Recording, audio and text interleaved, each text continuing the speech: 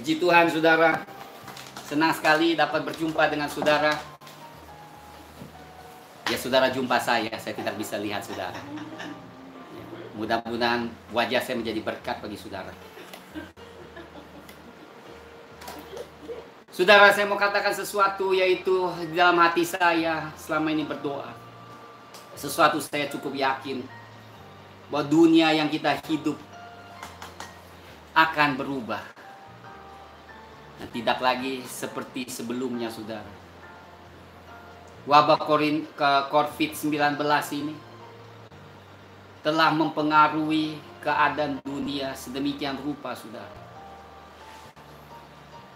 Di Indonesia saja saudara udah beberapa ratus hotel tutup karena tidak dapat lagi menanggung ongkos biaya.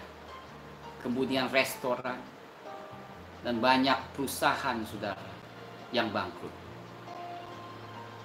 Nah, kita melihat saudara, pandemik ini mendatangkan dampak yang sangat buruk di atas dunia bumi ini dan khususnya di negara kita saudara. Bayangkan berapa ratus ribu atau mungkin berapa juta orang yang hilang pekerjaan, hilang penghasilannya saudara. Saya percaya kita masuk satu era yang sangat sulit. Seperti saya katakan, kita tidak lagi bisa hidup seperti sebelumnya karena dunia sudah berubah. Tapi bahagialah atau diberkatilah saudara yang selama ini kesukaan saudara adalah Tuhan dan kerajaan-Nya. Sebab saudara tidak merasakan kesenangan lagi di bumi, tapi kesenangan kesukaan saudara adalah Tuhan dan hadirat-Nya. Saudara tidak merasa kehilangan saat terkunci di rumah ini. Justru saudara tidak merasa beda banyak saudara dalam hidup ini. Itu karena saudara sudah tidak lagi mengasihi dunia. Tetapi banyak orang mungkin saudara merasa kehilangan. Saat ini kita dapat melihat nilai dari sebuah kepercayaan. Bagi saudara yang percaya kepada Tuhan, beriman kepada Tuhan, tidak lagi perlu terlalu khawatir karena Tuhan saudara yakin dan tahu bahwa Tuhan akan selalu memelihara umat pilihannya. Bagi mereka yang menaruhkan keyakinan mereka di atas bumi, kekayaan dunia, maka semakin hari mungkin mereka akan dikecewakan. Lewat pandemik ini, virus ini, kita dapat melihat virus ini tidak memilih status seseorang, apa kaya atau miskin. Sebab yang hanya dapat menolong kita hanyalah Tuhan Yesus Kristus dan kemurahan-Nya saudara. Oleh sebab itu saudara, mari kita tetap janganlah kecewa dalam hal-hal seperti ini. Terus percaya, terus beriman bahwa Tuhan Allahmu tidak akan meninggalkan engkau. Janjinya adalah aku akan menyertaimu sampai ke ujung bumi. Nanti ada kuasa yang dapat melawan. Dikatakan Roma, jika Allah besertamu, siapa yang dapat melawan? Itu menjadi kenyataan sudah bagi orang yang percaya kepadanya dan hidup di dalam. Dan Tuhan akan terus mencukupi kebutuhan kita. Itu juga merupakan janji dari sebuah berkat perjanjian.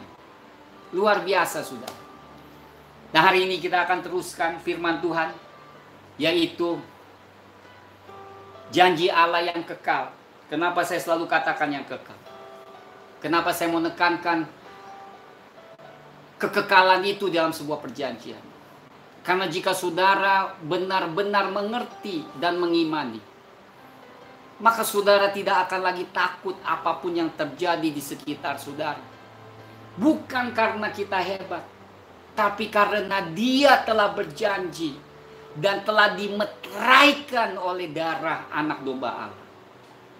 Saudara, di dalam firman Tuhan, bahkan di dalam kitab Yeremia, Tuhan katakan sesuatu yang dahsyat.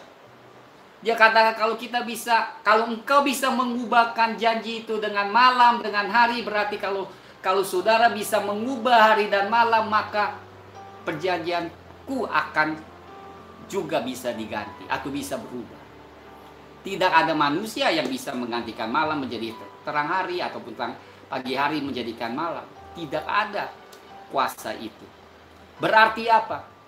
Berarti perjanjiannya kepada umatnya sifatnya kekal dan mengikat, saudara. Jadi saudara bisa bersyukur kepada Tuhan bahwa janji Allah kepada saudara dan saya tidak akan berubah. Tidak akan berubah selama kita hidup di dalam Dia. Tidak perlu kita takut, saudara. Saya tahu telah banyak orang yang meninggal karena COVID. Tetapi ingat, saudara dan saya adalah beda. Sekali lagi bukan karena kehebatan, kedahsyatan, kesehatan kita, bukan, saudara. Semua karena kemurahannya. Dan juga karena janjinya atas kita lewat perjanjian ini. Haleluya, saudara. Kita akan melihat, saudara, berapa hal yang penting. Kita akan teruskan firman hari ini, yaitu sifat dari perjanjian Allah ini. Sifatnya, ya saudara. Minggu lalu kita bicarakan Allah adalah Allah perjanjian. Dia yang memilih orangnya, dia melakukan perjanjiannya. Dan sudah panjang lebar kita katakan, bukan karena manusia sempurna, justru banyak yang tidak sempurna. Abraham dia sendiri tidak sempurna, tetapi Tuhan memelihara dia. Kenapa? Karena hatinya Abraham tetap mau setia kepada Tuhan. Yakub pun demikian, saudara. Kita bicarakan, dia takut pada saat dia kembali ke kampung halamannya. Dan Esau menjumpai dia dengan 400 pasukannya. Ketakutan, saudara. Tetapi dia kutip perjanjian Tuhan. Dan saya katakan itu karena dia mengenal perjanjian itu lewat nenek moyangnya, lewat Abraham. Dia tahu janji Tuhan. Dan pada saat dia kutip itu, Tuhan memeliharanya dan melembutkan hati Esau, sehingga Yakub selamat kembali ke tanah negeri. Hari ini kita akan bicarakan 2-3 hal dalam perjanjian Allah. Yang kedua adalah, saudara, setiap perjanjian pasti ada darah yang tertumpah. Ada binatang yang dikorbankan. Ada sesuatu yang meninggal supaya perjanjian ini dapat dimeteraikan, saudara. Oleh sebab itu, kenapa darah itu penting di dalam perjanjian? Firman Tuhan katakan di Ibrani 10:18. Tidak ada penebusan kecuali ada pertumpahan darah. Saya ulangi. Tidak ada penebusan kecuali ada pertumpahan darah. Dan darah, Tuhan katakan, hidup itu ada di dalam darah. Makanya, saudara, pada saat kita ambil perjamuan kudus, itu adalah darah. Darah Tuhan Yesus Kristus. Setiap kali kita makan dan minum perjamuan kudus, itu, saudara, kita mengutip, kita menyatakan perjanjian Tuhan dengan kita. Iblis sama sekali tidak bisa sentuh. Roh maut tidak bisa sentuh kita, saudara. Roh sakit penyakit pun tidak bisa menyentuh kita, tidak bisa menjamah. Bukan sekali lagi karena kita hebat, tapi karena ada kuasa di dalam perjanjian ini. Ada otoritas rohani yang dahsyat, saudara. Saya selalu merasa bersyukur sekali kepada Tuhan. Karena perjanjian ini, di mana Allah telah memilih saudara dan saya menjadi anaknya. Bukan saja menebus dosa, memelihara kita di bumi ini.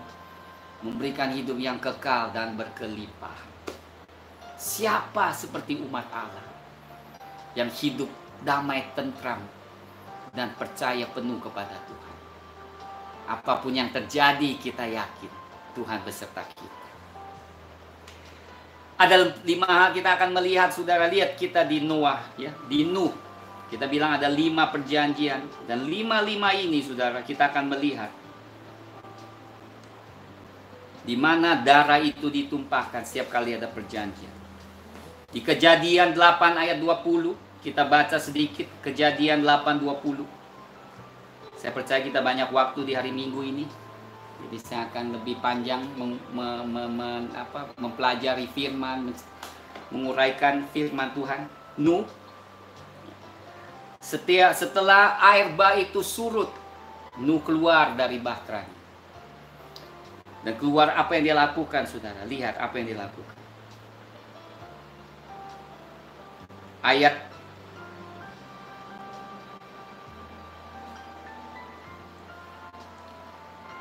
20. Kejadian 8 ayat 20.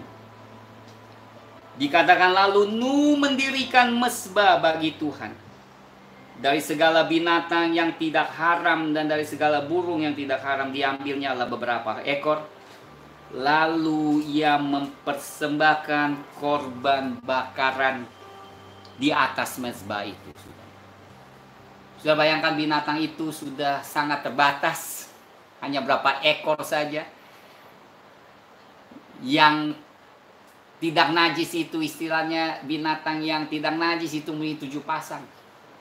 Dia persembahkan, saudara, binatang itu di atas altar. Kenapa? Karena dia tahu sebuah perjanjian harus ada darah yang tertumpah. Kemudian apa dikatakan ayat 21? Dengar, lihat, saudara. Ketika Tuhan mencium persembahan yang harum itu, berfirmanlah Tuhan dalam hatinya. Iya kan? Kenapa? Dia sedang akan karena ada suatu perjanjian dengan Allah yang spesial katakan. Sebelumnya dia sudah menjanjikan di pasal 6 tuh, Tuhan sudah adakan perjanjian dengan dia. Nah, pada saat dia memberikan korban bakaran, ada darah yang tertumpah. Tuhan terima persembahan. Sama seperti kita, saudara. Pada saat kita minum cawan itu merupakan suatu persembahan, sesuatu yang harum, dan Tuhan mulai bicara. Apa dikatakan? Lihat apa yang Tuhan katakan. Tuhan katakan dalam hatinya, aku takkan mengutuk bumi ini lagi karena manusia. Dengan darah itu Tuhan dilembutkan, hati Tuhan dilembutkan. Sama pada saat Tuhan Yesus dikorbankan di atas kayu salib, hati Allah diremukkan, saudara.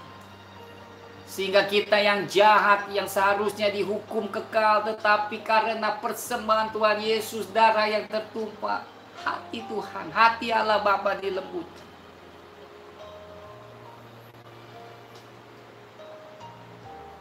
Dan dia katakan, aku tidak akan mengutuk bumi ini.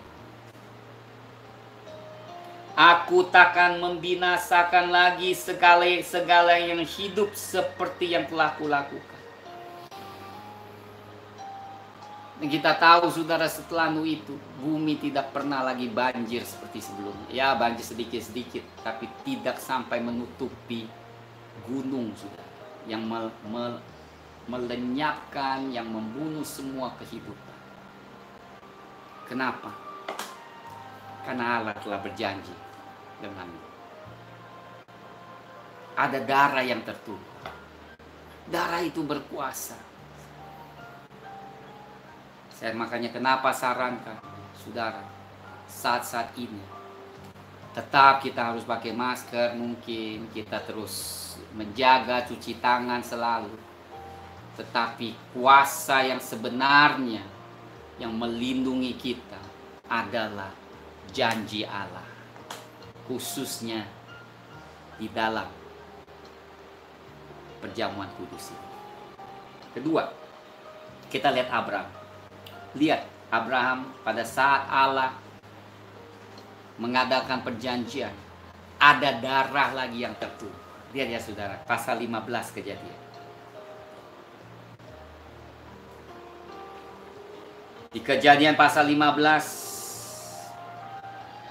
Allah telah menerima janji, Abraham telah menerima janji Allah bahwa dia akan dijadikan bapa segala bangsa, di mana dia akan melahirkan anak-anak.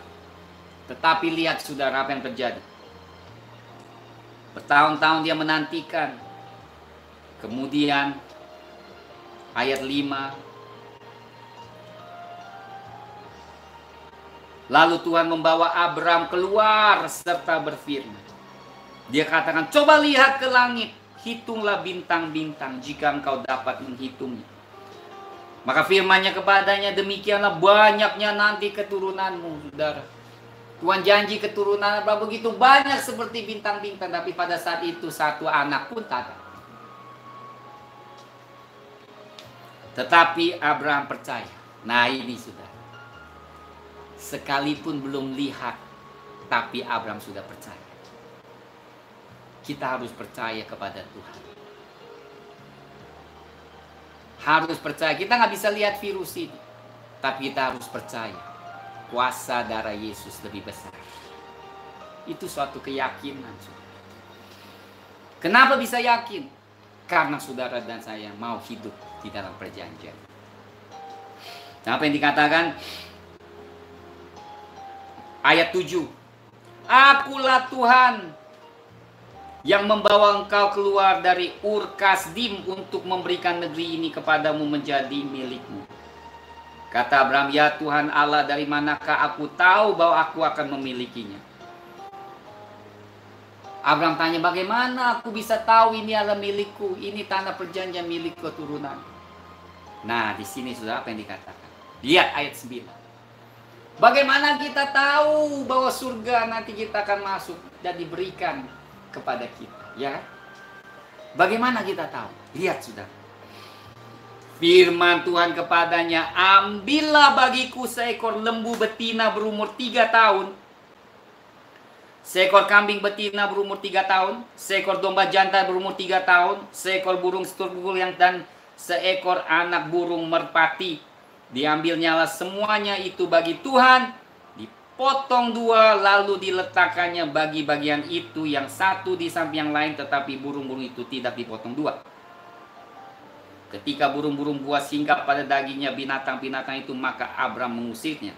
Lihat ayat 12. Menjelang matahari terbenam, tertidurlah Abraham dengan nyenyak.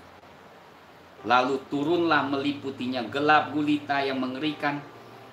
Firman Tuhan kepada Abraham, ketahuilah dengan sesungguhnya bahwa keturunanmu akan menjadi orang asing dalam suatu negeri yang bukan kepunyaan mereka, dan bahwa mereka akan diperbudak dan dianiaya 400 tahun lamanya. Tetapi bangsa yang akan memperbudak mereka akan kuhukum, dan sesudah itu mereka akan keluar dengan membawa harta benda yang banyak. Tetapi engkau akan pergi kepada nenek moyangmu dengan sejahtera, engkau akan dikuburkan pada waktu telah putih rambutmu. Ketika keturunan yang keempat akan kembali ke sini, sebab sebelum itu kedurjanaan orang Amori itu belum genap. Lihat sudah, ayat 17. Ketika matahari telah terbenam dan hari menjadi gelap, maka kelihatanlah perapian yang berasap beserta sulu yang berapi lewat di antara potongan-potongan daging itu. Jadi seperti laser kalau saya bilang itu. Ya, ada seperti laser pisau memotong korban itu, disembelih. Berarti Tuhan meteraikan janjinya dengan Abraham lewat pengorbanan binatang di atas altar. Dipotong. Darah itu tercucur keluar.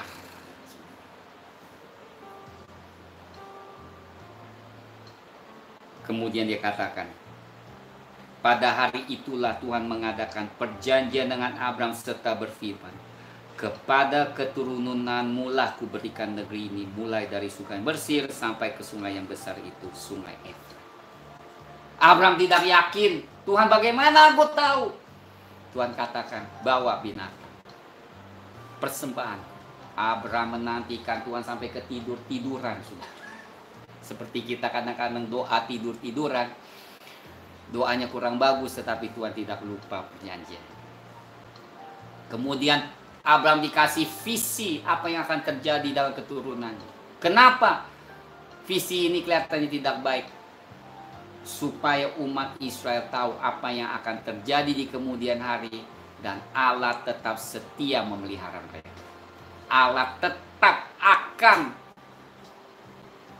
membawa mereka menduduki tanah perjanjian. Artinya apapun terjadi bagi anak keturunan Abraham, Allah tidak akan lupa janjinya kepada Abraham dan membawa mereka akan masuk dan menduduki tanah perjanjian. Oleh sebab itu Tuhan potong itu binatang dari surga, sehingga itu lebih hebat dari laser, sampai pada dipotong asap keluar. Itu adalah hal yang ilahi. Dan Abraham yakin sekali. Keyakinan itu yang lebih penting. Sebab Abraham selama hidupnya, dia tidak melihat anak cucunya menduduki tanah perjanjian. Itu tidak masalah. Yang penting karena Tuhan berkenan kepada dia, karena dia percaya sekalipun dia belum melihat. Demikian juga kita, saudara, percaya, berimanlah sekalipun kita tidak melihat. Tuhan tidak akan ingkar janjinya kepada kita lewat Tuhan Yesus Kristus. Ketika kita melihat, saudara, perjanjian dengan Musa yang kita barusan tahu, yaitu di Keluaran 12, Keluaran 12. Apa yang terjadi? Pada saat itu, saudara, Tuhan menghendaki sebuah perjanjian bukan kepada pribadi, tetapi dengan segenap umat Israel. Ini perjanjian agak beda, yaitu perjanjian Musa ini agak beda dengan perjanjian sebelumnya. Perjanjian Nuh atau perjanjian Abraham agak beda sedikit. Karena itu lebih sifatnya ke pribadi, yang berkatnya kepada keturunan. Tetapi yang ini, saudara, Tuhan mengadakan perjanjian dengan segenap umat Israel. Apa perjanjiannya? Dikatakan, aku akan melewati setiap rumah di Mesir. Dan barang siapa yang mengoleskan darah domba di pintu, samping pintunya, di atas pintu, maka aku akan lewatkan, tidak ada korban di rumah itu. Luar biasa ya, saudara. Sekali lagi, apa yang dipakai? Darah yang dipakai. Pada hari itu domba disembelih, darahnya dipertunjukkan. Luar biasa sekali. Sehingga roh maut tidak dapat masuk ke rumah itu. Hanya karena tanda, saudara. Tuhan sengaja memerintahkan mereka untuk mengoleskan darah. Harus ada binatang yang disembelih di setiap rumah dan dioleskan, yang melindungi keluarga umat Israel hanya satu, yaitu darah. Karena itu merupakan sebuah perjanjian Tuhan nyatakan kepada mereka. Kita melihat lagi Daud, saudara. Daud di 1 Samuel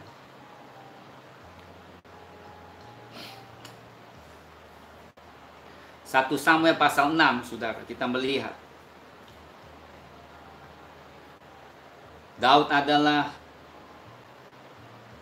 seorang hamba Tuhan yang selalu mau menyenangkan hati Tuhan. Dan Tuhan mau adakan perjanjian dengan dia. Dia rindu supaya bait tabut Allah itu bisa masuk di kota Daud, kemudian menjadi berkat bagi kota itu dan bangsa itu. Tetapi dia gagal pertama kali untuk membawa tabut itu karena tidak mengerti, saudara, caranya yang sesuai dengan firman Tuhan, bagaimana mengangkut tabut itu. Nah, saudara, di sini kita belajar tidak hanya kita ada kerinduan mengundang hadirat Tuhan, tetapi kita juga tahu caranya bagaimana, saudara. Dan Daud tidak tahu. Oleh karena tidak tahu sehingga terjadi ya, korban, saudara. Usa yang mengangkut tabut perjanjian itu dengan gerobak, akhirnya dia sentuh tabut perjanjian dan dia meninggal. Di situ juga, saudara. Nah, saya mau kasih tahu, Uza itu adalah orang yang baik. Panglimanya ada panglima orang, bukan orang yang jahat. Tetapi karena tidak mengenal perjanjian, tidak mengenal cara Tuhan untuk mengangkut tabut itu, maka terjadilah kematian. Akhirnya setelah menyelidiki firman Tuhan, Taurat, hukum dari Musa, Daud baru mengerti bahwa yang layak memindahkan tabut perjanjian hanyalah umat Lewi. Tidak bisa ditaruh di gerobak, tetapi dia harus ditaruh di atas punggung mereka. Mereka harus angkat. Dan saudara, dikatakan firman Tuhan 1 Samuel pasal 6 ayat 13 sampai 14. Orang-orang Bet-Semes, 1 Samuel 6:13, sedang menuai gandum di lembah. Ketika mereka mengangkat muka, maka tampaklah kepada mereka tabut itu, bersukacitalah mereka melihatnya.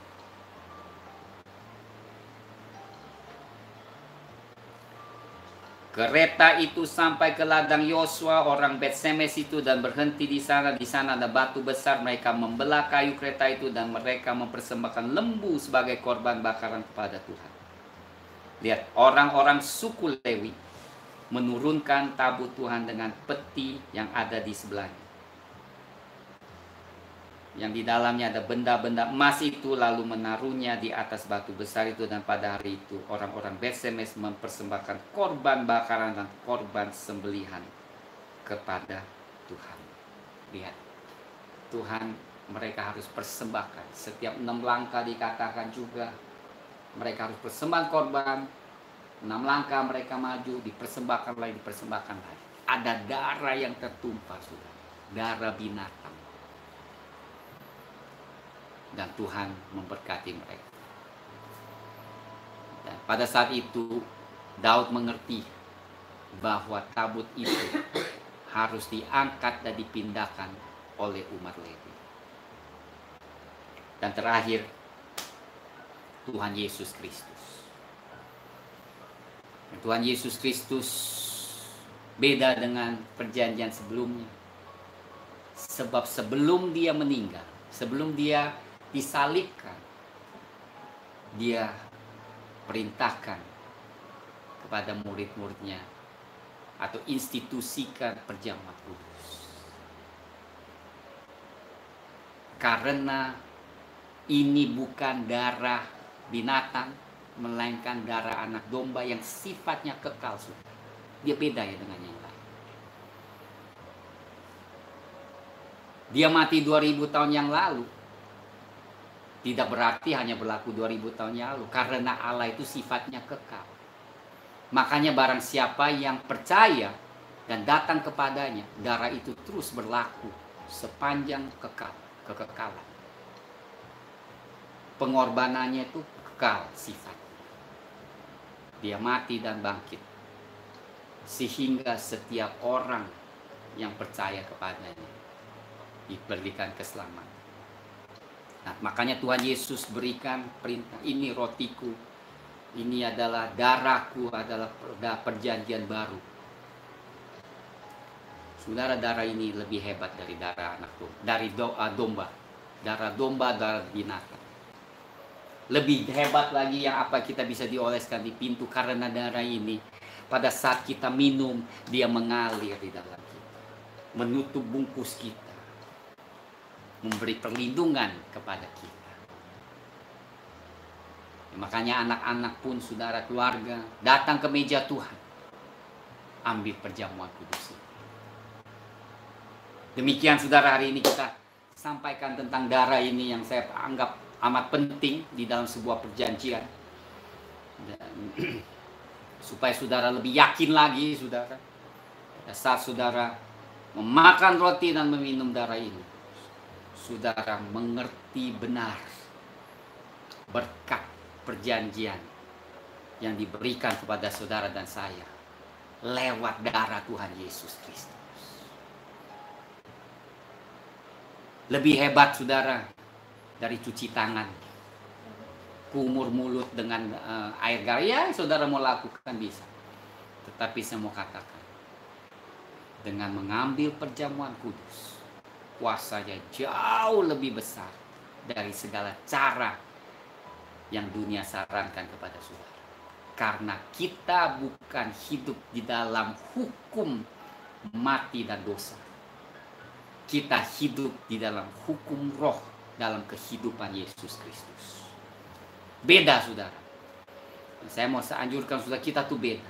Hidup kita seharusnya jauh lebih tinggi dari mereka. Saya tidak bilang saudara nggak boleh cuci tangan, silakan. Tetapi saya katakan, yang sesungguhnya melindungi saudara dari wabah adalah kuasa darah Tuhan Yesus Kristus. Karena perjanjiannya diberikan kepada saudara dan saya. Demikian. Tuhan memberkati. Angkatlah tanganmu, saudara, di rumah, dimanapun juga. Angkat tangan, percaya. Aku akan memberkati saudara. Nah, perlindungan Tuhan di atas saudara. Bagi yang sakit juga, saudara, tumpangkan tangan di atas di mana saudara sakit, dan biar Tuhan memberkati dan menyembuhkan. Angkat tangan beriman, saudara, percaya kuasa Tuhan besar. Haleluya. Bapa, terima kasih. Kami telah bersuka, Tuhan, mendengar firman, di mana kuasa darah Tuhan Yesus jauh lebih dahsyat dan berkuasa dari segala wabah, dari segala sakit penyakit. Kami bersyukur atas perjanjian yang Kau adakan dengan kami lewat Tuhan Yesus Kristus, yang sebagai anak domba Allah, yang darahnya telah tercurai dan memeteraikan kita semua, melayakkan kami mewarisi segala berkat warisan yang di surga. Terima kasih Bapa, Engkau berkati jemaat di mana saja mereka berada. Perlindunganmu ada di atas setiap kami. Darahmu menutup bungkus setiap kami. Haleluya. Saudara, angkat tangan. Tuhan memberkati engkau dan melindungi engkau. Lihat, melindungi engkau, menyinari engkau dengan wajahnya dan memberi engkau kasih karunia. Tuhan menghadapkan wajahnya kepadamu dan memberi engkau damai sejahtera. God bless you. Amen.